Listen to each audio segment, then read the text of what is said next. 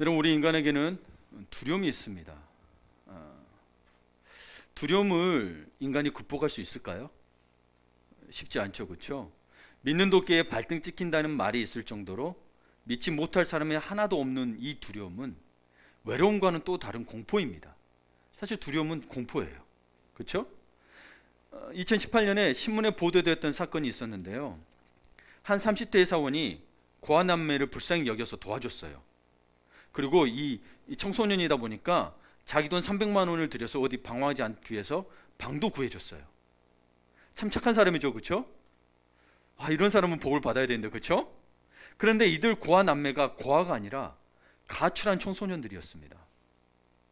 끔찍하게도 이들은 자신을 도와준 회사원을 죽이고 돈을 빼앗을 계획을 세웠습니다. 어떻게 죽일 것이며 시체를 어떻게 처리할까까지 치밀하게 계획을 세웠어요. 네. 불행 중 다행이라고 해야 될까요? 살인 계획은 실패로 끝났고 돈만 빼앗아서 달아났던 사건이었습니다. 그래서 잡아서 이렇게 취조를 해보니 이 아이들이 그렇게 계획을 세웠다라는 거죠.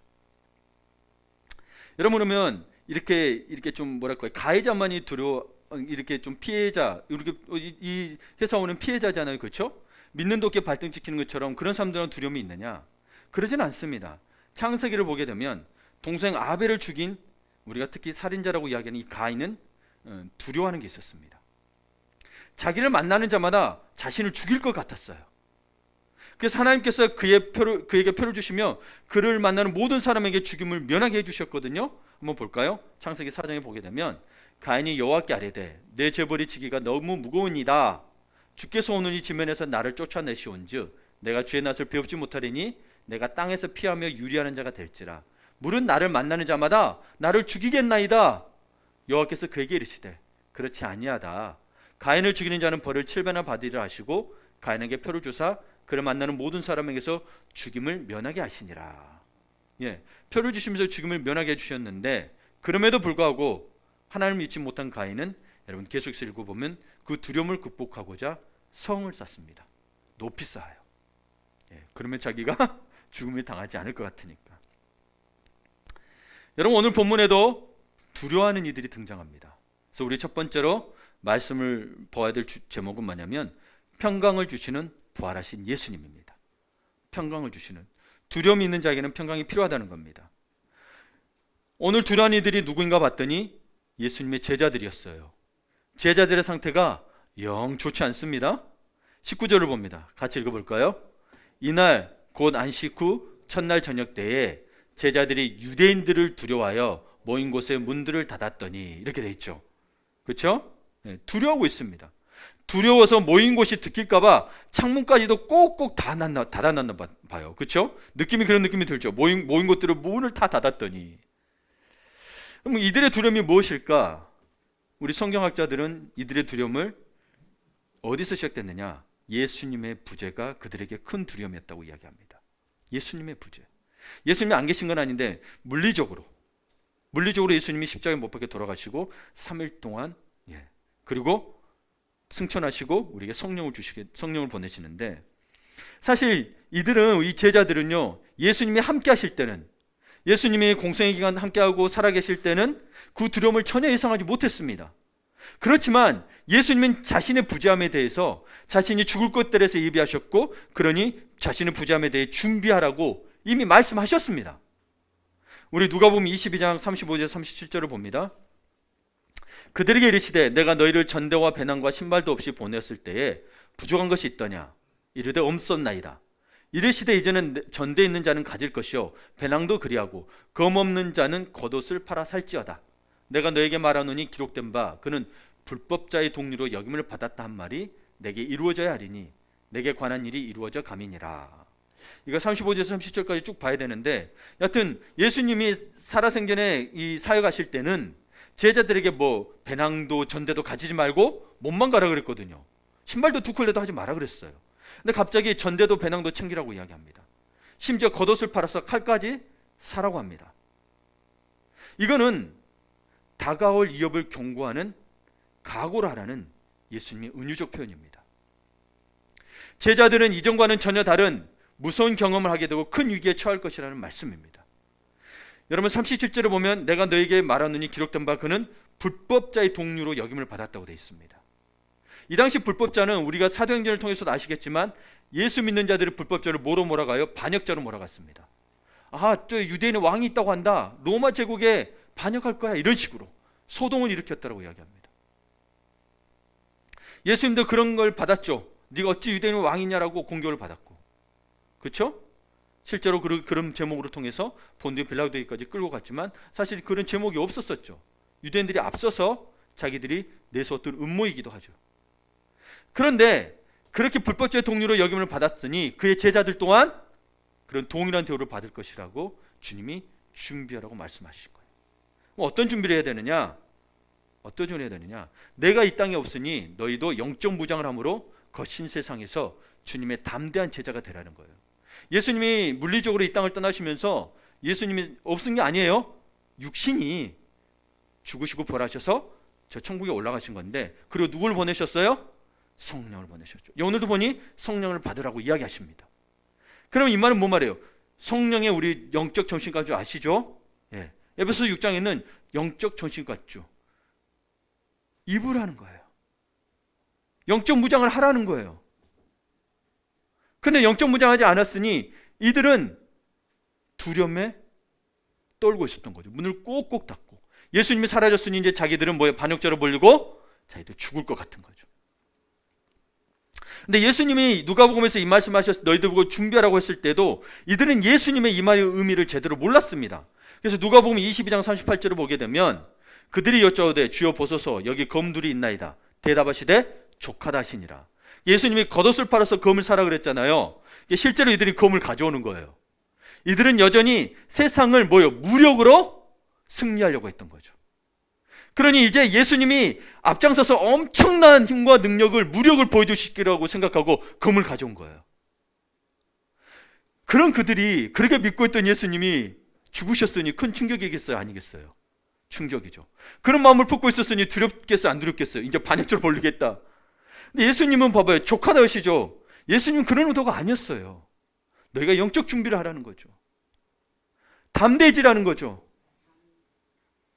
어떤 분은 이걸 말씀의 검이라고 해석할 수도 있겠죠. 어쨌거나 영적 무장을 갖추라는 거예요. 은유적으로 말씀하신 거예요. 그리고 에베소서 6장에 영적 무장이 무엇인지 바울이 말해주고 있죠. 너무 두려웠습니다. 근데 이들은 그렇게 예수님이 그렇게 막 병든 자도 일으키시고 죽은 자도 살리신 그분이 진짜 앞장서서 가시면 온 세상을 정복할 것 같았고 로마 제국을 다 무너뜨릴 것 같았습니다. 그런데 그분이 갑자기 십자가에 못 박혀 돌아가셨습니다. 두려웠어요.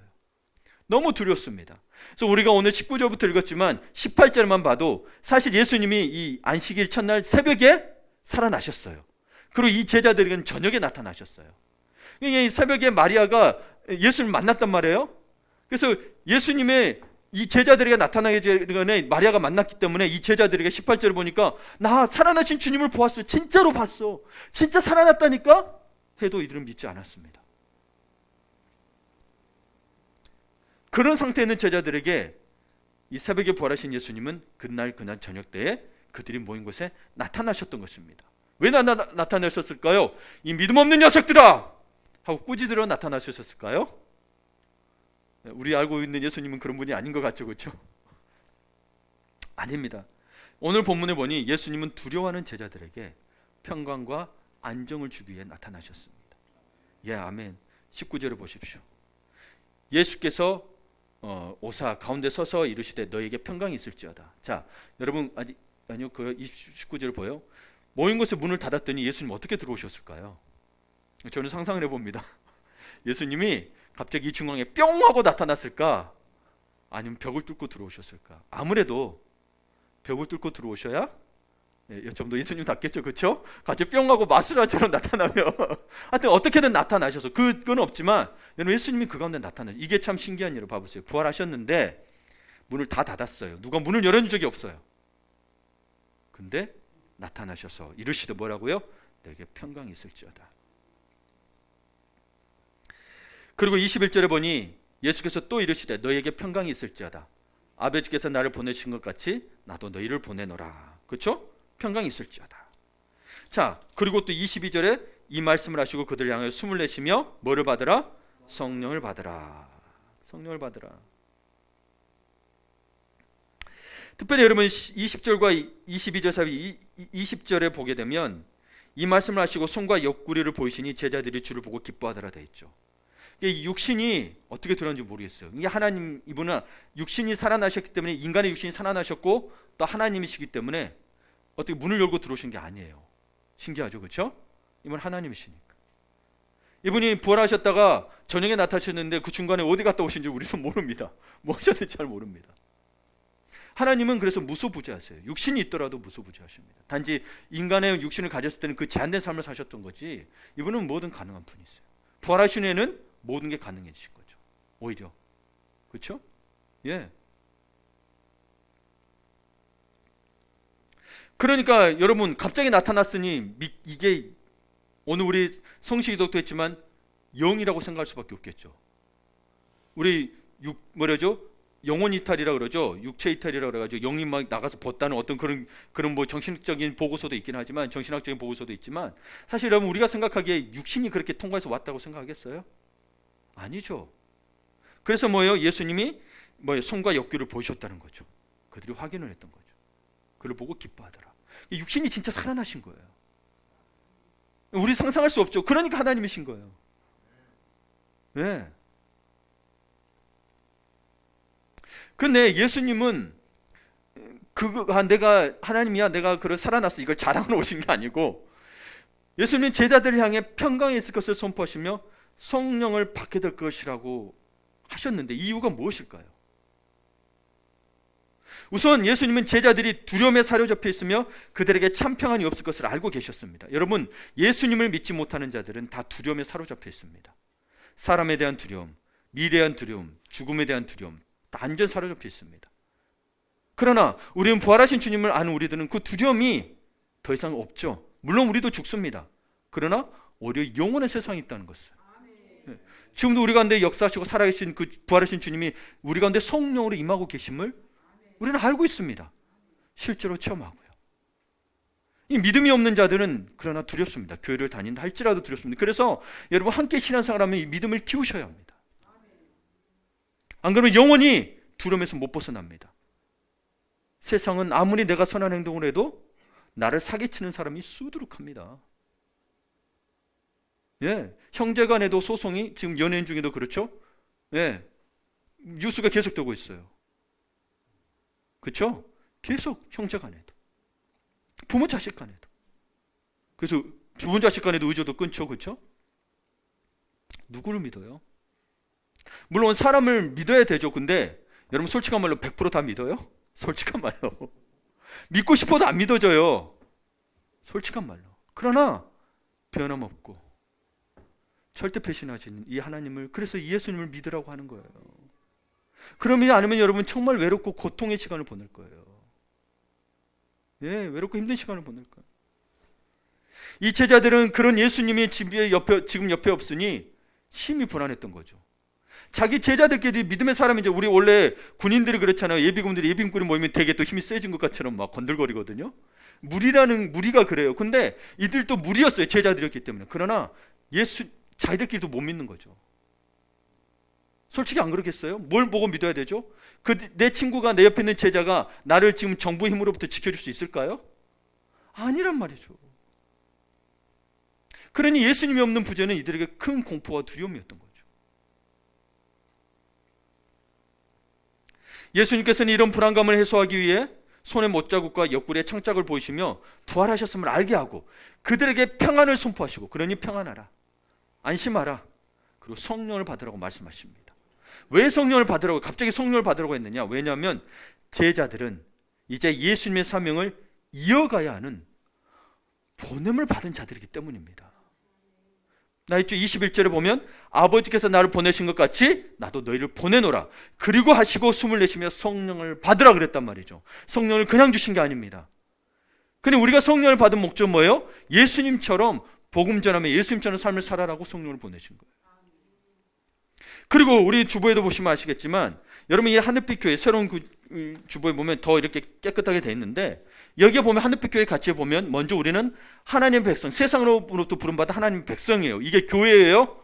이게 교회예요. 건물이 교회가 아니고 이게 교회고, 그 다음 뭐예요? 세상으로 보내받은 그리스도의 제자, 이건 거예요. 그래서 성령을 주신 거예요. 우리 하늘빛 교회의 가치가 그냥 있는 게 아니에요. 다 성경적인 거예요. 이것만 여러분 마음에 새기고 되면 진짜 그리스도인으로서 살 수가 있습니다.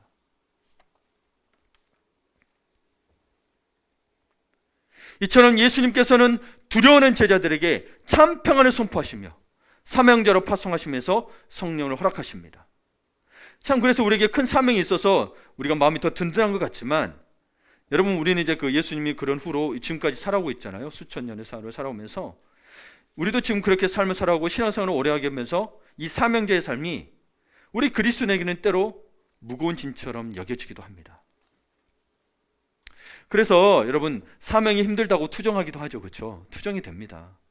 좀 쉬었으면 하는 생각도 있습니다. 언제까지 이래야 되나 이런 생각도 있습니다. 특히 저도 이 목회하면서 목양하다 보면 똑같이 사랑을 붓고 똑같이 훈련해도 변하지 않는 이들을 볼 때는 미운 게 아니고 내가 언제까지 이걸 해야 되나 이런 마음이 들 때가 있어요. 그러나 여러분 딱 돌아보면 해야 할 일이 있었다는 것, 즉 주님께서 우리에게 사명이 주셨다는 것, 이 사명이 있었기에 우리가 살아있다는 사실을 인식해야 합니다. 이 사명 때문에 영이 살았고 마음이 살았고 삶이 변했습니다. 만약 사명이 없어지면 여러분 무엇 때문에 살았을 것 같아요? 이 세상에 썩어질 걸로 살았을 거 아니에요. 돈, 명예, 물질, 뭐 세상 사람들 있잖아요. 쾌락, 이것 때문에 살죠. 다 썩어질 것들이잖아요. 다 없어질 것들인데 그걸로 인해서 여러분 영이 살았다고 마음이 살았다고 삶이 변했다고 말씀할 수 있겠습니까?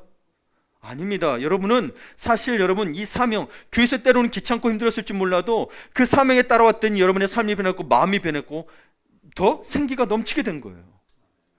생각해 보세요. 그래서 그게 짐 같았지만 우리를 살리는 것이었음을 알아야 합니다. 네. 살리는 것을 알아야 돼요. 그래서 여러분 소그룹에 참여하고 또 많은 것들을 참여하고 봉사하는 헌신한 것들이 여러분 힘들 수 있지만 그 속에 감사가 있어야 됩니다. 오히려 나를 살리기 위해서. 우리에게 지상 대명령 주지 않았던 마태복음 28장에는 너희는 가서 모든 민족으로 제자를 삼고 아버지와 아들과 성령의 이름으로 세례를 주고, 하지 않았다면 제가 이 시간 세례를 줄 수 있었겠습니까? 우리에게 주신 모든 민족으로 가서 제자를 삼으라는 이 사명이 없었으면 여러분 나만 잘 믿으면 돼요. 나만 잘 믿으면 돼요. 그러면 여러분 변화될까요? 나만 잘 믿으면 이기적인 신앙 때문에 정말 그리스도인이라고 할 수 있을까요? 그러니 우리에게 주신 이 사명이 우리가 살리고 있음을 알아야 합니다. 나만 잘 믿고 나만 잘 되고 다음 믿겠다. 아닙니다. 여러분 내가 잘 되고 믿는 게 아니고 여러분이 그리스도께 나와서 그리스도의 삶을 살 때 여러분이 살아나는 거예요. 그 사명에 순종할 때 여러분이 살아나는 거예요. 제발 영적인 눈을 뜨시고 들으셔야 합니다. 여러분의 환경과 상황을 보면 절대 해결이 안 돼요. 오히려 힘들고 내 노력을 해보려고 해도 안 되죠. 그래도 해보려고 아둥바둥 살아보고 포기 안 하려고 하지만 길이 없잖아요. 답이 없잖아요. 제발 여러분이 지금 절망적이고 앞길이 안 보일수록 주님께 나오십시오. 그리고 그 사명을 바라보고 가보십시오. 어느새 여러분의 길이 열려있고 영이 살아있고 마음이 살아있고 삶이 변했음을 보게 될 것입니다. 세상이 바빠서 일이 바빠서라고 거기에 따라가지 마시고, 그러면 여러분 영혼은 죽어가는 거예요. 그냥 세상 사람처럼 돈 벌고 먹을 거 먹고 싸고 그냥 가정이 있으니 행복하고 그러면 죽으면 끝. 그 다음 어떻게 하실래요? 영원한 삶이 그 다음에 있는데 지옥이냐 천국이냐가 있는데, 이 세상은 고달플지라도 예수 믿는 게 때로는 핍박과 환난이 있을지라도 잠시뿐입니다. 잠시뿐입니다. 영원한 소망, 저 천국. 그러니 예수님께서 부활하셔서 우리에게 그 소망을 보여주셨잖아요. 살아야 합니다. 여러분의 영혼이 살아야 합니다. 아멘. 그러니까 사명이 없어지면 편한 것 같아요. 교회도 뭐 안 하면 편할 것 같죠. 근데 아니요. 영이 죽고 마음이 죽게 됩니다. 혼자 신앙생활을 한다는 분들 봐보세요. 정말이에요. 다른 사람 돌볼 줄을 몰라요. 근데 신앙은 열심히 기도하고 말씀 보고 열심히 해요. 제가 봤어요. 진짜 열심히 해요. 여러분 거의 목사처럼 해요. 그런데 다른 사람 영혼 안 돌봐요. 여러분 사랑이 없으면 아무 소용이 없다 그랬잖아요. 그게 없어요. 그게 없어요. 그럼 하나님을 사랑하는 것이 아니죠. 그걸 하면 뭔가를 대가를 항상 바라고 있어요. 그런 사람들 보면 뭔가 힘으로 안 되는 거 있는데 혼자 해보려고 하는 것들이에요. 그러니 공동체에 나와서 함께 예배하며 회복하셔야 합니다. 비대면이 됐든 대면이 됐든 공동체와 더불어 하셔야 되는 거예요.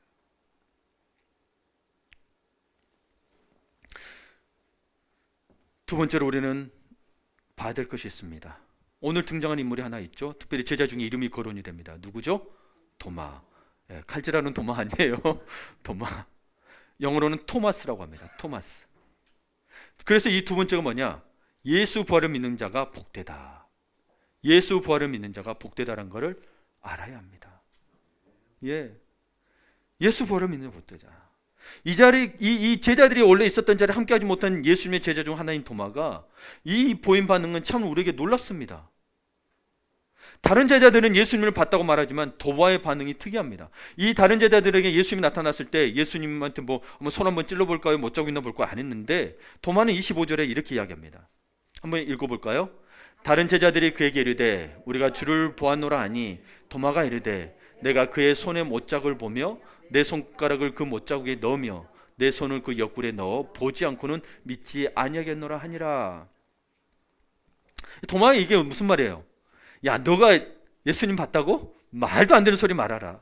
너희가 유령을 보고 예수님이 살아나셨다고 하는 거지. 내가 직접 보고 만져보지 않고는 믿을 수가 없어. 이런 것입니다. 이 자리에 도마들 많죠? 저도 도마였어요. 도마들 많습니다. 도마는 철저하게 눈으로 보고 손으로 느껴야만 부활하신 예수님을 믿겠다는 믿음의 수준입니다. 이거는 무슨 말이냐? 도마는 예수님을 메시아로 온전히 믿지 않았다고 뜻하는 것입니다. 우리는 여러분이 교회 다니면서 예수를 믿는다고 하지만 어느새 여러분이 만든 예수님을 믿고 있는 거 아세요? 정말 말씀에 있는 예수를 믿는다면 이 말씀에 다 순종해야 됩니다. 그러나 우리는 어느새 우리의 환경과 상황에 따라서 이 정도 예수를 만들어놓고 이분을 믿고 있어요. 이거는 진짜 예수님이 아니에요. 예수님이 일부분일 수는 있지만 예수님의 전부가 아니에요. 그걸 깨달아야 합니다, 여러분. 예수님을 메시아로 온전히 믿지 않았습니다, 제자들도. 그러니 검을 가지고 왔던 것도 기억하십시오. 주님은 그런 뜻이 아니었는데. 예수님은 근데 어찌 보면 인간 같으면 야, 너 믿으려면 믿고 말라면 말아 이럴 수 있는데 예수님이 그런 도마에게 8일 뒤에 나타납니다. 여드레 뒤에 이렇게 돼 있거든요. 그리고 27절에 봅니다. 예수님이 도마에게 나타나서 말씀합니다. 여러분의 고백이기도 합니다. 한번 같이 읽어볼까요? 도마에게 이르시되 내 손가락을 이리 내밀어 내 손을 보고 내 손을 내밀어 내 옆구리에 넣어보라. 그리하여 믿음 없는 자가 되지 말고 믿는 자가 되라. 아멘. 그러자 도마가 직접 넣어봤는지 어땠는지는 설명은 안 나와 있어요, 여기. 그러나 만져봤겠죠. 혹은 진짜 보니 딱 예수님인 걸 알았을 수도 있죠.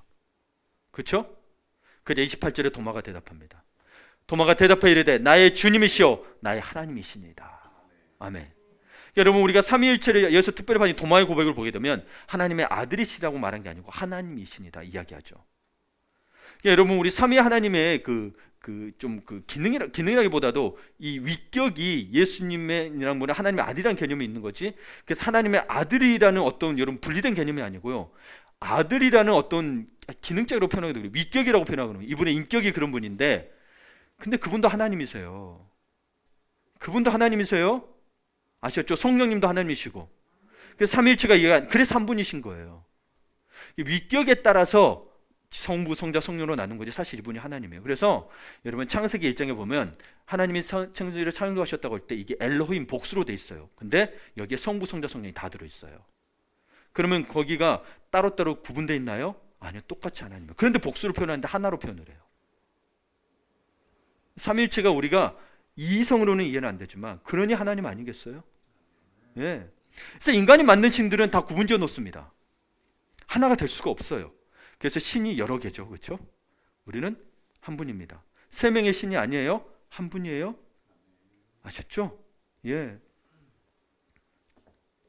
그런 하나님이셨기 때문에 사실은 여러분, 도마는 예수님과 3년간 이 사역을 같이 하고 하신 일들을 봤어요. 수많은 기적과 표적을 봤어요.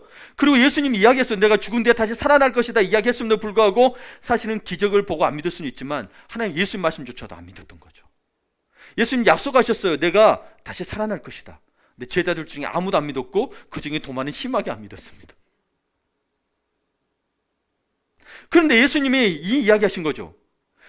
믿음 없는 자가 데려오고 믿는 자가 데려가는 말은, 그리고 29절에 그러게 하면서 29절에 이야기하는 게 뭐예요? 예수께서 이르시되 너는 나를 본고로 믿느냐? 보지 못하고 믿는 자들은 복되도다 하시니라 이야기합니다. 먼저 이야기하는 것은 뭐예요? 믿어라. 내가 말하는 걸 믿어라. 내가 너와 약속한 건 좀 믿어라라는 말인 거예요. 너가 생각하기에 이해가 안 되니까 어떻게 예수님 부활할 수 있겠어? 인간 생각으로는 안 되는 거죠. 그렇죠? 네 생각으로 믿지 말고 내가 하나님이다, 내가 말하는 것 좀 믿어라. 그래서 기독교의 신앙은 이해부터 시작되는 게 아니고 믿음부터 시작되는 거예요, 사실은. 그리고 동시에 이해가 일어나요. 믿음이 없으면 이게 절대 안 열려. 그래서 비밀이라고 하는 거예요, 비밀이라고. 인간의 생각으로는 할 수가 없는 생각들이니까. 불가능하고.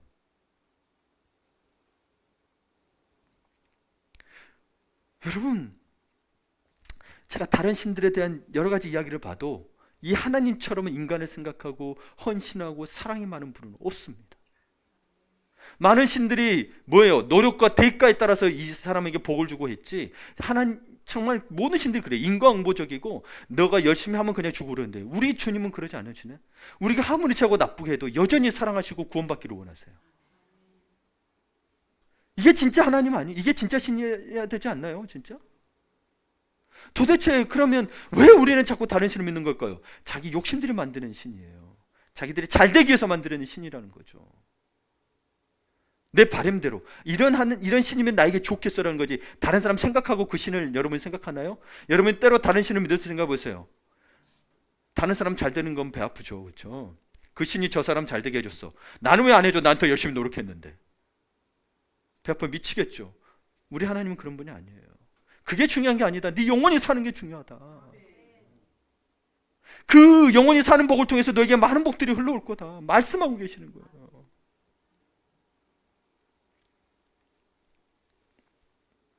그리고 믿는 자들이 복되도다. 보지 못하고 믿는 자들이, 이 복되다란 말은, 여러분, 우리 주님이 단지 도마만 가지고 이야기하셨을까요? 우리 주님은 시간의 주인이십니다. 아니, 이분은 시간이란 게 없는 분이세요. 영원히, 그게 영원이라는 거는 시간이 없는 거예요. 우리가 자꾸 시간 따지고 우리가 처음과 끝이 있고 나중이 있고 그러니까 우리가 자꾸 찾는 거지, 주님은 이 처음과 끝이라는 게 그냥 없는 거예요. 스스로 계셨고 스스로 계셔야 신인 거예요. 누가 만들어낸 게 신은 아니에요. 안 그러면 시작이 없잖아요. 그렇죠? 시작이 없는 거예요. 생각해 보세요. 수많은 중국부터 오래된 역사들을 봐보세요. 누가 뭐 있고 누가 땅을 만들었고 누가 하늘을 만들었고 신들이 다 갈라져 있어. 그게 무슨, 그러면 땅만 만들고 끝? 그럼 내가 왜 그런 신 뭐하러 믿어요? 우리는 여러분 그 신은 여러분 그 아이폰도 못 만드는데 사람이 더 뛰어나지 않아요? 아이폰 만들고? 기후도 다 알아. 이거 보면 사람이 더 뛰어나요. 온 우주를 창조하신 분을 보라는 거예요. 온 우주를. 그 인간의 문호는 불가능한 거고, 우리가 알고 있는 여러분 설화 속에 나오는 신들은 불가능한 거예요. 말 안 돼요. 아직 끝도 못 가봤고, 수십 년 전에 보낸 비행선이 아직 태양계도 못 벗어났어요. 하나 띄웠대요. 과학 보고서에 보니까. 근데 아직도 태양계도 못 벗어났어요. 그 속도가 음속으로 가도 못 벗어나요. 그러니 우리 주님은 앞으로 보지 못하고 믿을 수많은 사람들, 우리가 지금 물리적으로 보지 못하고 믿잖아요. 그렇죠? 그런 사람들에게 말씀하신 거예요. 보지 못하고 믿는 자들은 복되도다. 그러니 뭘 믿어라? 내가 말하는 바를 믿어라. 대초부터 이야기하신 그분을 믿으라는 거예요. 자, 우리 믿음을 바로 세웁시다. 지금 이 자리에 앉아있는 도마에게, 믿지 못하는 도마를 찾아와 그래서 책망하신 게 아니에요. 사실은요, 믿게 하신 거예요. 너무 이렇게 쉽게 표현하기가 그런 거죠. 못 믿으니까 믿게 해주셨다니까요. 인간 같으면 믿든지 말든지 이럴 건데, 믿게 해주셨으니 주님이 찾아오셔서 심지어 자기의 옆구리와 손을 보이면서 믿게 해주신 게, 이게 은혜고 사랑이 아니고 무엇이겠냐는 거예요. 이게 은혜고 사랑인 거예요. 꾸지러 왔다고 하신 분들 계시죠. 저는 모르겠어요, 꾸지람인지. 그런 도마에게 줬잖아. 도마 같은 나에게 줬죠. 뭐예요? 믿게 해줬죠. 예수를 믿게 해주고 구원받게 해주셨잖아요. 그게 은혜고 사랑이잖아요. 그렇죠? 이와 같이 부활하신 주님은 모든 믿지 않는 의심하는 도마들을 성령 안에서 찾아오셔서 믿도록 하신 것입니다. 이것이 은혜입니다. 지금도 도마처럼 내가 예수님 손과 옆구리 봐야 진짜 나타봐야 믿겠어, 이런 사람에게도 구원의 길을 열어주시고 믿게 하시려고, 내가 누군 줄 알아? 이렇게 하나님이라고 내세운 게 아니고 여전히 그런 부족한 영혼, 교만한 영혼도 구원받기를 원하신다라는 거죠. 놀랍지 않아요? 여러분 같으면 어떡하겠어요? 그렇게 3년 동안 봐두고 회고도 모르겠냐? 에이, 그만 포기한다. 그래, 여러분 주변에 있는 영혼들 포기하지 마십시오. 주님이 포기하지 않으셨어요. 여러분이 포기할 수는 있어도 주님은 포기하지 않으셨어요.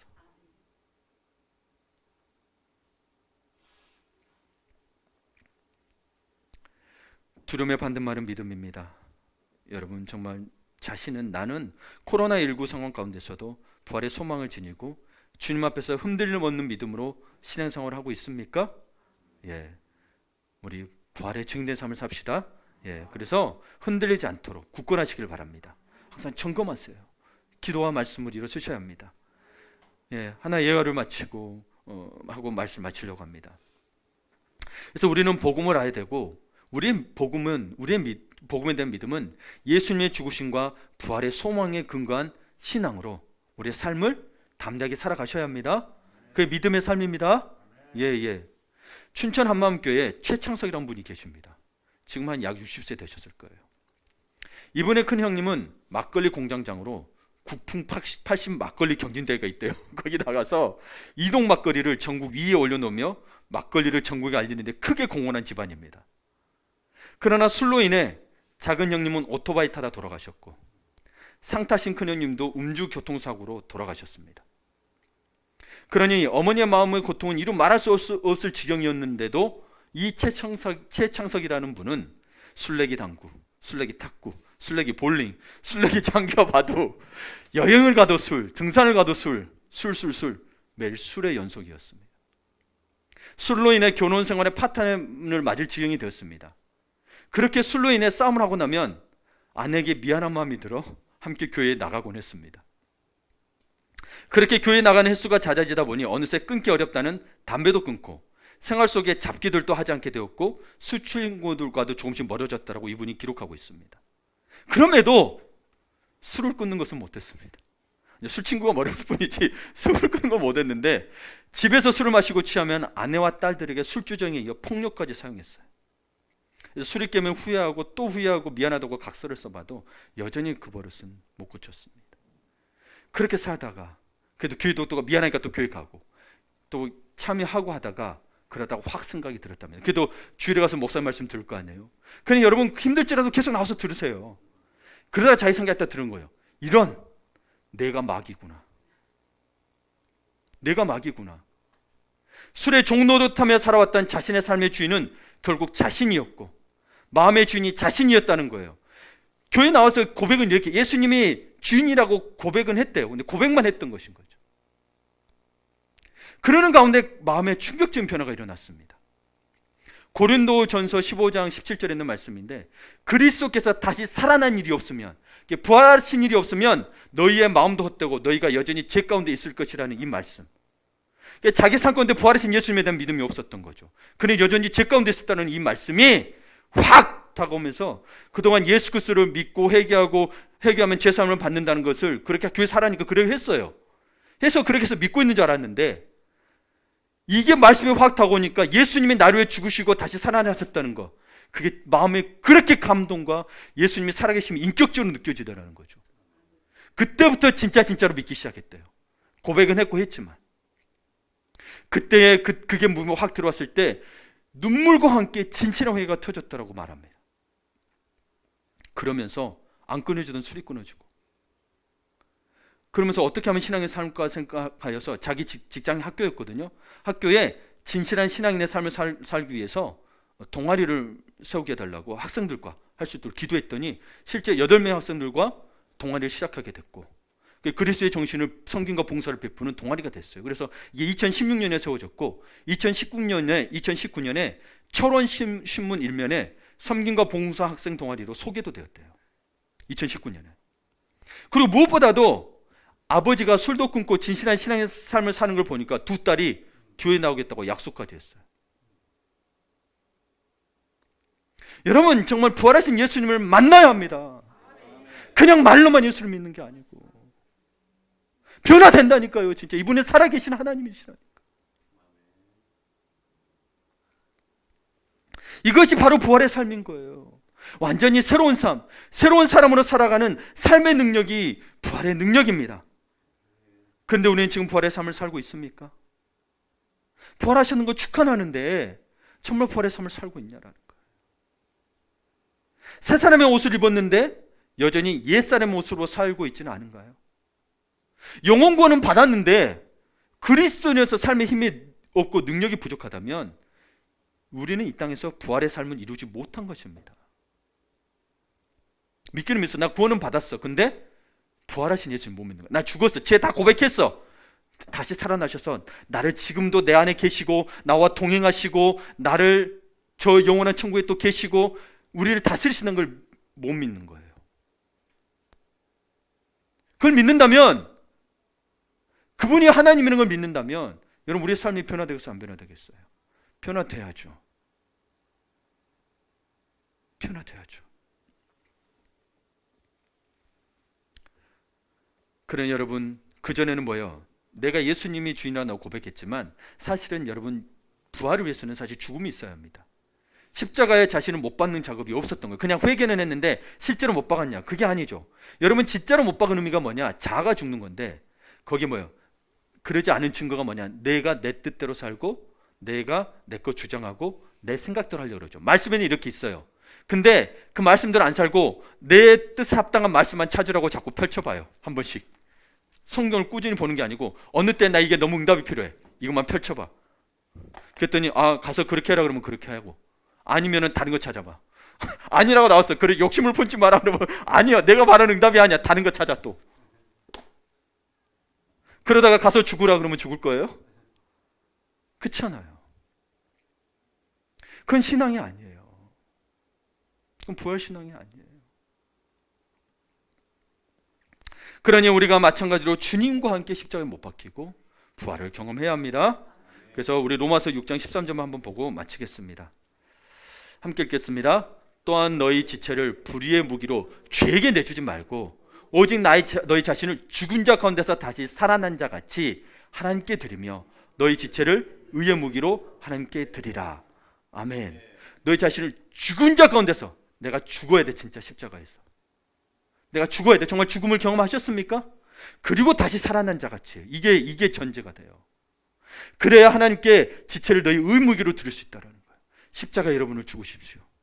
십자가를 여러분을 못 박으십시오. 죄뿐만 아니라 여러분의 자아도 다 못 박으십시오. 그래서 제가 말한 거예요. 내 마음의 그리스도 집을 읽고 또 읽어보세요. 그럼 여러분이 못 박지 못한 그 다락방이 나올 거예요. 읽고 또 읽어보세요. 정말 이 인간의 삶은 그대로 정말 하는 거예요. 여러분, 그럴 때 우리의 의식이 변화되고 인품이 변화되고 삶의 내용이 이렇게 달라질 것입니다. 아멘. 그것이 부활신앙이요 부활의 삶입니다. 그래서 우리 오늘 전도할 때도 여러분 웃으세요. 그리고 집안에서도 좀 웃으세요. 남편, 아내, 자식 때문에 못 웃을 일 많죠. 웃었으면 좋겠는데 그러지 못하는 게 맞죠. 그래도 그게 안 되더라도 예수님 때문에 웃으세요. 그게 그게 부활신앙이에요. 남편이나 아내나 자식 때문에 항상 웃으면 좋겠죠. 근데 인상 쓸 날이 더 많죠. 그러니 예수님 때문에 웃으세요. 그러면 아내가 변화되고 남편이 변화될 수 있을 거예요. 예수님 때문에. 죽음의 주님의 죽으심과 부활을 헛되게 하지 마시길 바랍니다.